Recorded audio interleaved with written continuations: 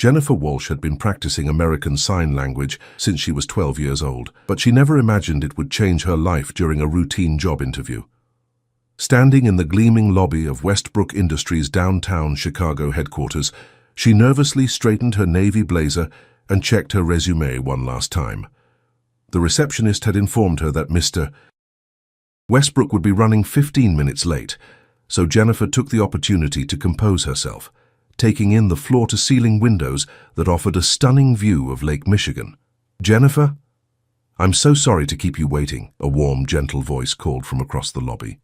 Jennifer turned to see an elegant older woman with silver hair and kind eyes approaching her. She wasn't the hiring manager Jennifer had expected, but something about the woman's gait, slightly hesitant, eyes especially attentive, triggered Jennifer's instinct. The woman extended her hand, and Jennifer smiled, taking it firmly while simultaneously signing, "It's very nice to meet you," with her free hand. The change in the woman's face was instant. Her eyes widened, and a brilliant smile transformed her features. She immediately released Jennifer's hand and responded with fluid signs. "You know ASL, what a delightful surprise. I'm Margaret Westbrook." Without missing a beat, Jennifer signed back, "I'm Jennifer Walsh. I'm here for the marketing coordinator interview." Margaret's hands flew excitedly. "My son will be thrilled. Not many people in the corporate world bother to learn sign language." A deep voice interrupted their silent conversation. "Mom, I see you've met one of our candidates." Jennifer turned to find herself facing a tall man, with intense blue eyes and dark hair touched with silver at the temples. He wore an impeccably tailored charcoal suit that suggested both wealth and taste, but it was his expression that caught Jennifer's attention. A mixture of surprise and curiosity, as his gaze moved between her and his mother. "This is a first," he said, extending his hand. "I'm Jackson Westbrook." Jennifer shook his hand, acutely aware of his imposing presence. "Jennifer Walsh, it's a pleasure to meet you, Mr. Westbrook." Margaret began signing rapidly to her son, and Jennifer couldn't help but notice the slight flush that rose to Jackson's face as he watched his mother's enthusiastic gestures. "My mother says you have excellent form," Jackson translated, a hint of amusement in his voice. "She also says I should hire you immediately, regardless of your qualifications." Jennifer laughed, the tension in her shoulders easing slightly. "I'd prefer to earn the position properly, but I appreciate the vote of confidence. Where did you learn to sign so fluently?" he asked, as he guided Jennifer and his mother toward the elevator. "My best friend growing up was deaf," Jennifer explained, both speaking and signing simultaneously for Margaret's benefit.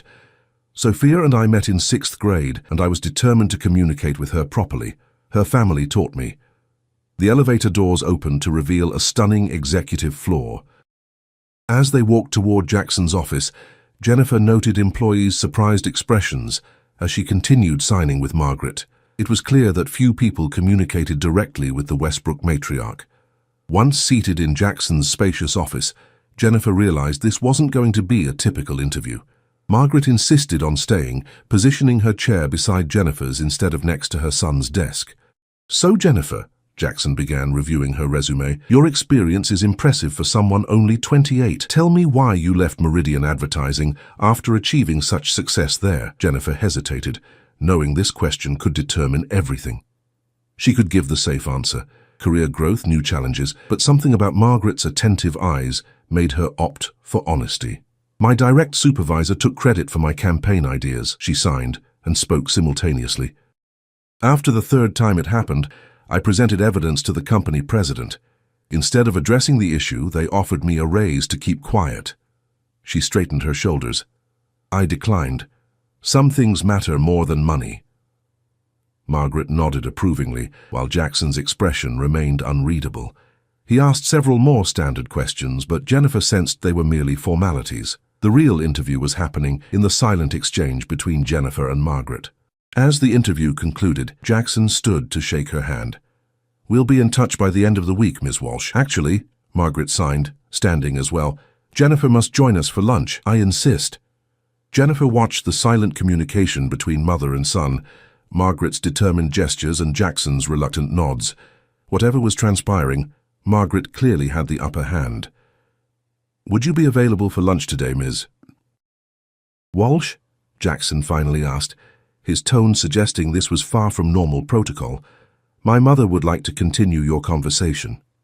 I'd be honored, Jennifer replied, mystified by this unexpected turn of events. 30 minutes later, Jennifer found herself seated at an exclusive restaurant overlooking Millennium Park. Margaret dominated the conversation, her hands flying as she asked about Jennifer's family, education, and interests. Jackson translated occasionally, though Jennifer noticed he often shortened his mother's elaborate questions. "You're leaving things out," Jennifer signed to Jackson with a knowing smile. Margaret burst into silent laughter, her shoulders shaking with mirth. "You caught me," Jackson admitted, a genuine smile transforming his serious face. "Mom asked if you were single, and I chose to exercise editorial discretion." Jennifer blushed, but answered directly to Margaret, "I am single. My last relationship ended a year ago." "Perfect timing," Margaret signed back enigmatically, ignoring her son's warning glance. By the time dessert arrived, Jennifer felt strangely at ease with both Westbrooks. Margaret shared stories of Jackson as a boy, learning sign language to communicate with his mother after her illness caused her to lose her hearing. Jackson, initially reserved, gradually revealed a sharp wit and unexpected warmth as he recounted his struggles to master ASL. As lunch concluded, Jackson excused himself to take an important call, leaving Jennifer and Margaret alone. Margaret leaned forward, her signs more intimate. "My son needs someone who sees beyond his wealth," she confided. "The company needs someone with integrity and fresh ideas. Are you talking about the marketing position or something else?" Jennifer asked, uncertain of Margaret's intent. Margaret's eyes twinkled mischievously. "Both, perhaps. Jackson works too much since his father died. He needs someone who challenges him." Before Jennifer could respond, Jackson returned. "I apologize for the interruption. Shall we head back to the office?" In the elevator returning to Westbrook Industries, Jackson unexpectedly asked, "Would you be available to start Monday? The position is yours if you want it." Jennifer blinked in surprise. "That's unusually quick." "I trust my instincts," he replied, not meeting her eyes. "And my mother's." Margaret beamed beside them. "Then yes," Jennifer answered, extending her hand. "I accept." What Jennifer couldn't know as she shook Jackson Westbrook's hand was that her impulsive decision to learn sign language 15 years ago hadn't just landed her a job, it had set in motion events that would challenge everything she thought she knew about love, loyalty, and what truly matters in life.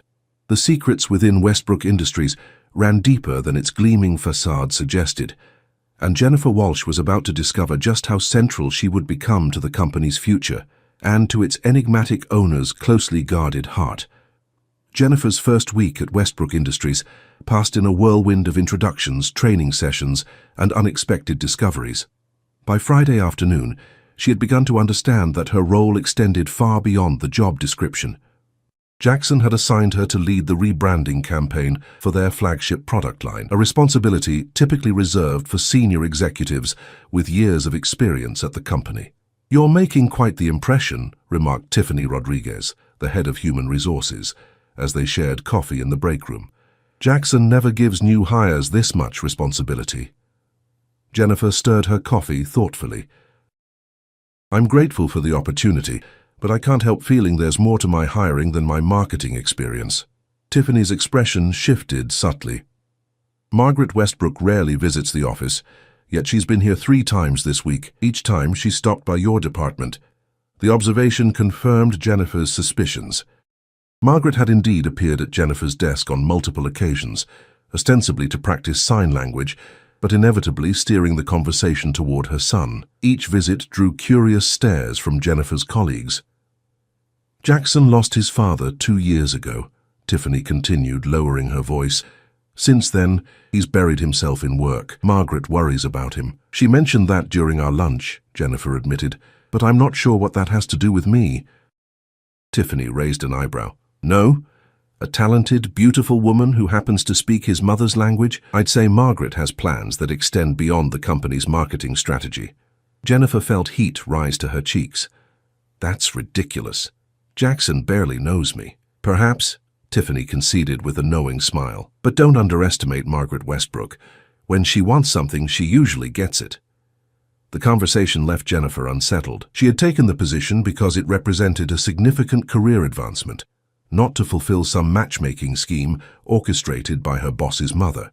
Later that afternoon, Jennifer was reviewing marketing materials when Jackson appeared at her cubicle. Unlike his usual formal attire, he wore a casual blue shirt with rolled-up sleeves, revealing strong forearms. "How's the campaign coming along?" he asked, leaning against the partition. "I've drafted 3 different approaches," Jennifer replied, handing him a folder. "Each targets a different demographic while maintaining brand consistency." Jackson reviewed her work, his expression inscrutable. After several minutes, he looked up with surprise in his eyes. "This is exceptional work, especially for someone who's only been here a week." "Thank you," Jennifer replied, trying to ignore the flutter in her stomach at his praise. "Are you free tonight?" he asked abruptly. "The Williams Foundation is hosting a charity gala, and my mother insists I bring you along. Many of our key clients will be there." Jennifer hesitated, Tiffany's warnings echoing in her mind. "Is this a business function or a social one?" "Both," Jackson admitted. "My mother will be there, and she specifically requested your presence." He ran a hand through his hair, a rare gesture of uncertainty. "I understand this is last minute and beyond your job description. Will attending affect how you evaluate my performance here?" Jennifer asked bluntly. Jackson's eyes widened. "Absolutely not. Your work stands on its own merit." Jennifer studied him for a moment before deciding. "Then I'd be happy to attend. What time should I be ready?" "I'll send a car at 7, he replied, relief evident in his voice. "Thank you, Jennifer. This means a lot to my mother." "And to you?" she asked before she could stop herself. A hint of a smile played at his lips. "I find your company unexpectedly refreshing. In my position, that's rare." The gala proved more illuminating than Jennifer anticipated. Dressed in a borrowed emerald gown from Tiffany, who had eagerly offered fashion assistance, Jennifer found herself navigating the complex social dynamics of Chicago's elite. Jackson remained close, introducing her to important clients while keeping his hand lightly against the small of her back, a gesture that felt both protective and possessive. Margaret, resplendent in a silver gown that matched her hair, beamed upon seeing Jennifer. "You look beautiful," she signed enthusiastically. "I knew that color would suit you." Jennifer looked between mother and son. "You discussed what I should wear?" Jackson had the grace to look embarrassed. "Mother suggested Tiffany might have something appropriate." "I see," Jennifer replied, suspicions deepening about how orchestrated this evening might be. As the evening progressed, Jennifer noticed a striking blonde woman watching them from across the room. The woman's gaze was calculating, her perfect smile never reaching her eyes. "Who is that?" Jennifer asked Jackson during a quiet moment. He followed her gaze and tensed visibly. "Victoria Harrington. Her family owns Harrington Media Group. She seems very interested in our conversation." "We dated briefly last year," Jackson admitted reluctantly. "It ended messily." Before Jennifer could respond, Victoria glided over, her red gown clinging to her slender figure. "Jackson, darling," she purred, kissing his cheek while her eyes assessed Jennifer coolly. "Won't you introduce me to your colleague?" "Victoria, this is Jennifer Walsh, our new marketing coordinator." "Jennifer Victoria Harrington." Victoria extended a manicured hand. "How lovely to meet you. Tell me, how did you manage to secure an invitation to this exclusive event after only a week at Westbrook?" The implication was clear, and Jennifer felt her professional pride flare. "I'm here at Margaret Westbrook's personal request," she replied evenly. "We share a special connection." Victoria's smile faltered slightly. How charming. Jackson's mother has always been involved in his affairs. Margaret chose that moment to join them, her timing impeccable. Jennifer immediately began signing, describing Victoria's thinly veiled hostility. Margaret's eyes danced with mischief as she responded with equally pointed signs. Jackson coughed, clearly understanding every word. "Ladies, perhaps we should join the others for dinner." Victoria watched their silent exchange with growing frustration. "I wasn't aware you knew sign language, Jennifer." "There's a lot you don't know about me," Jennifer replied pleasantly, "but Margaret and I have become quite close." During dinner, Jennifer found herself seated between Jackson and a distinguished older man introduced as Walter Chamberlain, Westbrook Industries' longest-serving board member. "Margaret speaks very highly of you," Walter commented as servers delivered the main course. "She believes you're exactly what Westbrook needs right now." Jennifer dabbed her lips with her napkin. "In what capacity?" Walter's eyes twinkled. That depends on which Westbrook you ask, I imagine. The cryptic response left Jennifer pondering as Jackson engaged her in conversation about the company's history. Throughout dinner, she noticed Victoria watching them, her expression growing increasingly stormy. As the evening drew to a close, Jackson escorted Jennifer to the awaiting car. The night air was crisp, stars barely visible against Chicago's glowing skyline. "Thank you for coming tonight," Jackson said, his voice low. "You handled Victoria beautifully." Jennifer turned to face him. "I'd prefer not to be caught in the middle of your romantic complications, Jackson." "There's nothing between Victoria and me," he insisted. "She ended things when I refused to give her inside information about a potential merger. Her father's company was hoping to scoop the story. And yet she clearly believes there's unfinished business between you." Jackson stepped closer, his scent, subtle cologne mingled with something uniquely him, enveloping her. "The only unfinished business in my life involves the future of my company. My father built Westbrook Industries from nothing. When he died, he left me not just a corporation, but a legacy."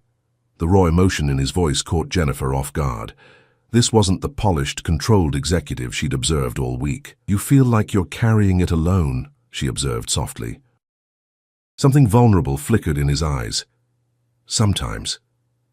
The moment stretched between them, charged with unspoken possibility. Then Jackson stepped back, professional demeanor returning as he opened the car door for her. "The driver will take you home. I'll see you Monday." As the car pulled away, Jennifer caught a glimpse of Victoria emerging from the venue, her gaze fixed on Jackson's retreating figure. Something about the woman's expression sent a chill through Jennifer. It wasn't just jealousy, it was calculation. What Jennifer couldn't know as she headed home was that Victoria Harrington harbored secrets that could threaten everything Jackson had worked to preserve. Nor could she anticipate that by Monday morning, those secrets would begin to unravel, forcing Jennifer to decide where her loyalties truly lay, with her career, with the enigmatic man who employed her, or with the truth that could destroy them both.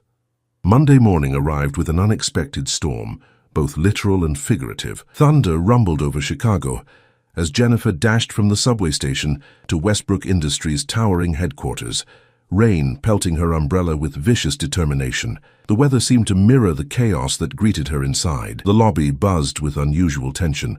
Security guards spoke in hushed tones, and employees huddled in concerned clusters near the elevators. Jennifer spotted Tiffany waving her over urgently. "Thank goodness you're here," Tiffany whispered, pulling Jennifer aside. "Have you seen the news?"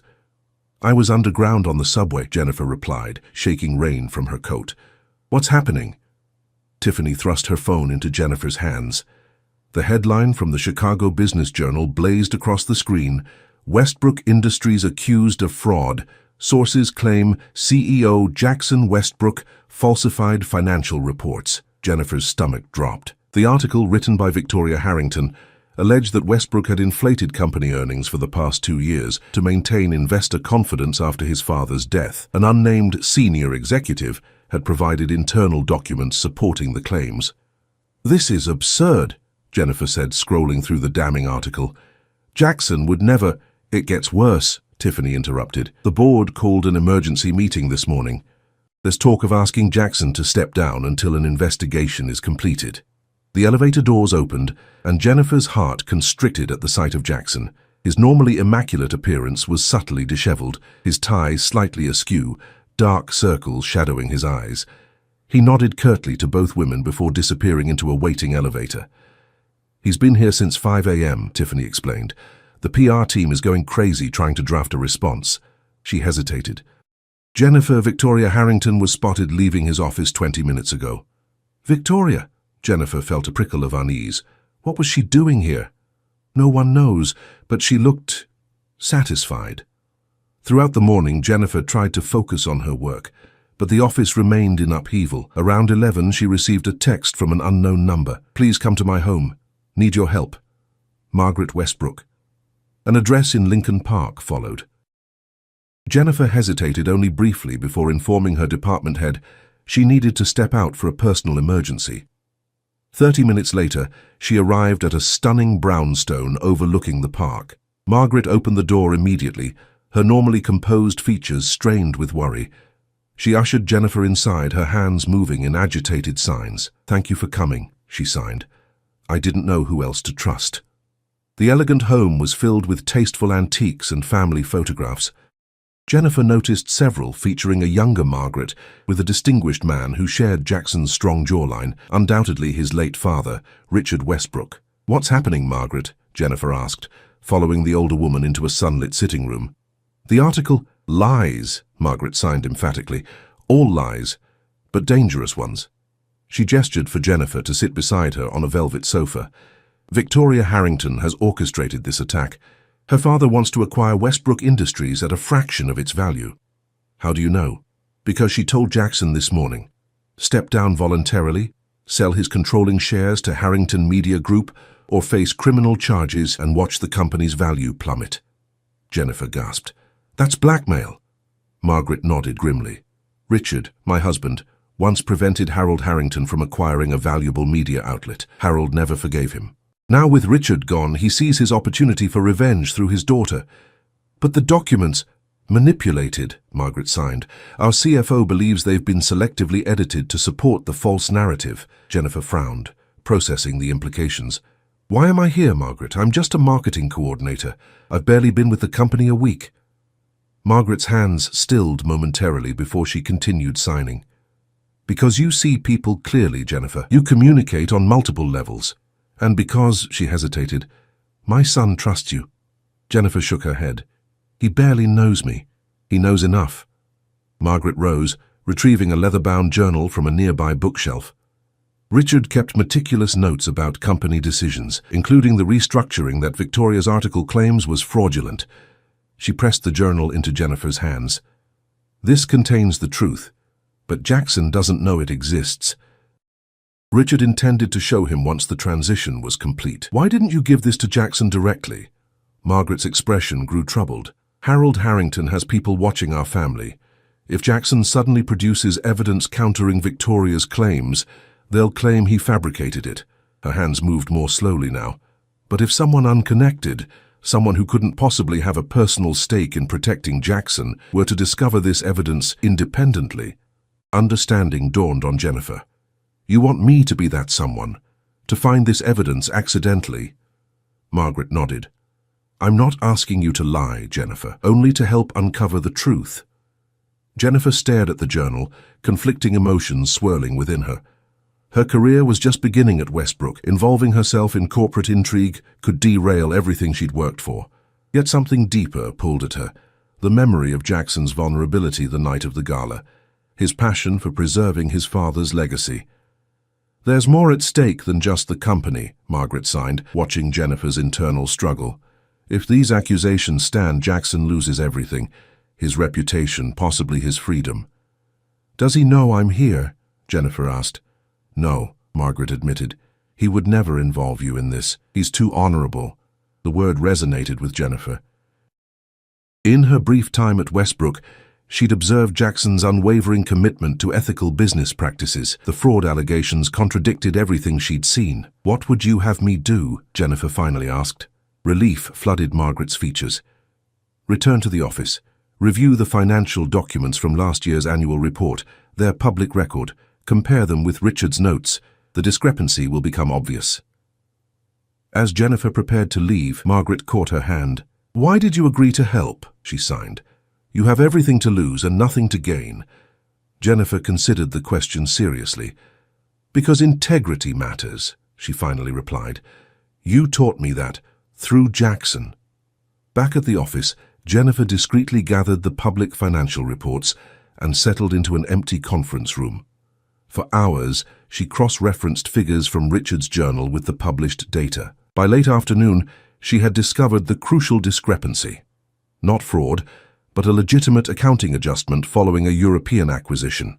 Richard had documented the entire process, including consultations with independent auditors who had approved the approach. Jennifer was preparing to bring her findings to Jackson when the conference room door opened. Victoria Harrington stood in the doorway, immaculately dressed in a designer suit, her blonde hair swept into a perfect chignon. "Working late, Miss Walsh?" Victoria asked, her voice honey-sweet with underlying venom. "Such dedication from a new employee." Jennifer closed the journal casually. Just familiarizing myself with last year's marketing spend. Research for my current project. Victoria's gaze dropped to the financial reports spread across the table. Interesting research materials for a marketing coordinator. She stepped closer. You know, Jennifer, there's an opportunity here for someone smart enough to seize it. Someone with your talents. What do you mean? Victoria smiled thinly. Harrington Media Group will need marketing expertise once we acquire Westbrook Industries. A senior position could be arranged for someone who understands which side will ultimately win. The blatant attempt at recruitment stunned Jennifer. You seem very confident about the outcome. It's already decided, Victoria replied, examining her manicured nails. By this time tomorrow, Jackson Westbrook will be facing a board revolt and possible criminal charges. Her cold eyes met Jennifer's, unless, of course, he accepts our very generous offer. And if evidence emerges proving the allegations false, something dangerous flickered in Victoria's expression. There won't be any such evidence. We've been very thorough. She leaned closer. Whatever you think you've found won't matter. The narrative is already established. The public believes what we tell them to believe. As Victoria turned to leave, she paused at the door. Consider my offer, Jennifer. Loyalty to a falling empire is career suicide. You have until tomorrow morning to decide. The door closed behind her, leaving Jennifer shaken but more determined than ever. The game had changed. Victoria's visit confirmed that this was indeed a calculated attack. Now Jennifer had to decide not just whether to act, but how quickly. Outside the windows of Westbrook Tower, lightning flashed across Chicago's darkening sky. Tomorrow would bring either vindication or devastation for Jackson Westbrook. And Jennifer Walsh, the woman who had entered his life by chance just days ago, now held the key to his future in her hands. Dawn broke over Chicago with crystal clarity, the previous day's storm yielding to brilliant autumn sunshine. Jennifer hadn't gone home. After Victoria's threatening visit, she had worked through the night, compiling evidence and preparing her strategy. By 7 a.m., fueled by determination and office coffee, she was ready. The Westbrook Industries board meeting was scheduled for 9 a.m. According to Tiffany's inside information, Victoria and her father would present their takeover proposal immediately after pushing for Jackson's temporary removal. Jennifer had precisely 2 hours to prevent a corporate coup. She tried calling Jackson, but his phone went straight to voicemail. With no other options, Jennifer headed to his penthouse apartment, address courtesy of Margaret's contact information. The doorman initially refused her entry until she mentioned Margaret's name, at which point his demeanor changed completely. Ms. Westbrook called ahead, he explained, escorting her to the private elevator. Mr. Westbrook is expecting you. Jackson opened his door mid-knock, his expression shifting from wary to surprised. Jennifer, what are you doing here? He looked exhausted, his usually impeccable appearance replaced by rumpled clothes and stubble shadowing his jaw. Behind him, Jennifer glimpsed a living room covered with papers and empty coffee cups. We need to talk, she said, stepping past him into the apartment. The board meeting is in 2 hours, Jackson finished, running a hand through his disheveled hair. When I'll likely be asked to resign from my own company. Not if I can help it. Jennifer placed Richard's journal on the coffee table alongside the financial documents she'd gathered. Your mother found this. It's your father's record of the European acquisition and the accounting adjustments that followed. Jackson stared at the journal, recognition dawning in his eyes. Dad's business journal. He kept one for every major transaction. He looked up sharply. How you've been working with my mother. She trusted me, Jennifer replied simply, and I trust that you're innocent of these accusations. Something complex moved across Jackson's features, gratitude, relief, and something deeper that Jennifer wasn't ready to name. He reached for the journal with reverent hands. The key evidence is on pages 42 through 46, Jennifer explained as he flipped through it. Your father documented every meeting with the auditors, every approval for the accounting methodology. Victoria's article deliberately mischaracterizes these legitimate adjustments as fraud. Jackson absorbed the information rapidly, his fatigue giving way to focused energy. This could save everything, he murmured, but how do we present it? Victoria will claim it's fabricated. That's why I've already sent copies to 3 independent financial journalists, Jennifer replied with a small smile. Along with public documents that support your father's notes, I emphasized that I discovered this independently as a new employee with no reason to protect you. Jackson looked up from the journal, astonishment plain on his face. "You did all this overnight? For me? Why?" Jennifer met his gaze steadily. "Because what's happening isn't just business. It's wrong. And because—" She hesitated. "I've seen enough of who you are to know you deserve better." The moment stretched between them, charged with unspoken possibilities. Then Jackson stood abruptly. "We need to move quickly," he said, professional determination reasserting itself. "The board meets in 90 minutes. Let me shower and change." While Jackson prepared, Jennifer received confirmation that all 3 journalists had reviewed her materials. One had already published an online analysis questioning Victoria's claims and raising concerns about potential stock manipulation by Harrington Media Group. By the time they arrived at Westbrook Tower, the narrative was already shifting. Board members huddled in small groups outside the conference room, phones in hand as they read the breaking news. Victoria stood with her father, a silver-haired man with cold eyes, both looking increasingly agitated as they checked their devices. Victoria spotted Jennifer entering alongside Jackson, her eyes narrowing dangerously. "You!" she hissed, stalking toward them. "You think this changes anything?" "It changes everything, Victoria," Jackson replied calmly. "Your father's attempted hostile takeover has failed." Harold Harrington stepped forward. "This isn't over, Westbrook. One convenient journal won't save you." "It's not just the journal," Jennifer interjected, drawing surprised looks from both Harringtons. "It's the email trail between your daughter and your company's financial analyst, discussing how to reframe Westbrook's legitimate accounting practices as fraud." Harold paled visibly. "What emails?" "The ones Victoria sent from her company account," Jennifer continued. "The account managed by Westbrook's IT department as part of your media partnership." This was a calculated bluff. Jennifer had no such emails but suspected they existed. Victoria's composure cracked. "You're lying." "You couldn't have—" "Miss Walsh doesn't lie," came Margaret's voice as she approached from behind, her interpreter signing her words. "Unlike some people." The board chair cleared his throat loudly. "I believe our meeting agenda has changed significantly. Mr. Harrington, Ms. Harrington, I think your presence is no longer required." As security escorted the Harringtons from the building, Jennifer stood to leave as well. This was a board matter now, and her role was finished. Jackson caught her arm gently. "Stay," he said simply. "Please." 3 hours later, Jennifer sat in Jackson's office as he concluded an emergency press conference. The board had unanimously reaffirmed their support, and Westbrook stock had already rebounded from the previous day's losses. Preliminary legal proceedings against Harrington Media Group for market manipulation were being prepared. "You were brilliant," Margaret signed as they watched Jackson on the television. "I knew you were the one we needed." "The one you needed for what exactly?" Jennifer asked, the question that had lingered since her hiring finally surfacing. "Margaret, did you orchestrate all of this from the beginning?" Margaret's eyes twinkled. "I arranged for you to interview when I saw your application mentioned ASL proficiency. The rest, your integrity, your courage, how you and Jackson respond to each other, that's beyond even my considerable planning abilities." Before Jennifer could respond, Jackson entered, his expression lighter than she'd seen since meeting him. The room cleared quickly, leaving them alone. "The board voted to appoint you Director of Strategic Communications," Jackson announced without preamble. "Effective immediately with a substantial salary increase." Jennifer blinked in surprise. "That's a significant promotion." "You saved the company, Jennifer. The board recognizes that." "And what do you recognize?" she asked, finding unexpected boldness. "Why did you really hire me, Jackson? Was it just because I could sign with your mother?" He moved closer, his professional mask slipping.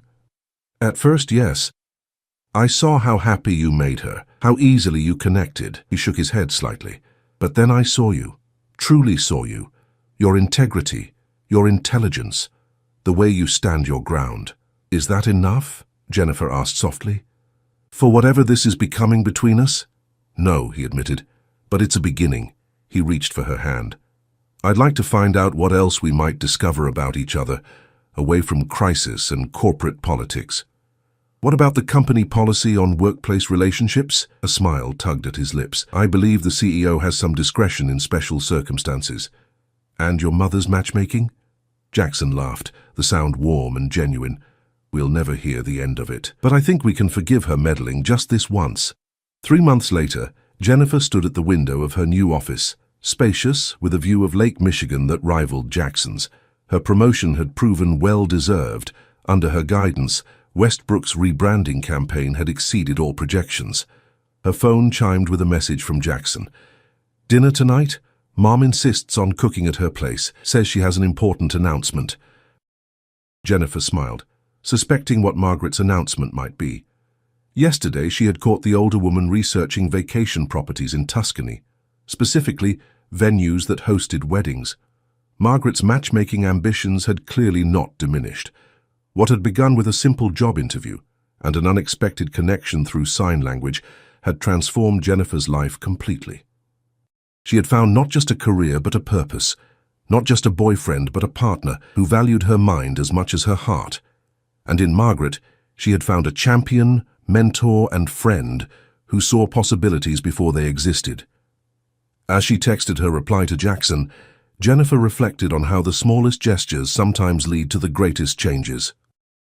Her decision to learn sign language for a childhood friend had ultimately opened doors she never imagined. To a career beyond her dreams, to a family formed by choice as much as circumstance, and to a love built on mutual respect and shared values. That evening, as she signed animated stories with Margaret while Jackson prepared drinks, Jennifer realized she had found her place, not just at Westbrook Industries, but in a family that communicated in ways far deeper than words alone. When Jackson caught her eye across the room, his smile containing promises they were only beginning to explore, Jennifer knew with absolute certainty that some connections transcend language, transforming lives in ways that leave everyone stunned by their power and permanence.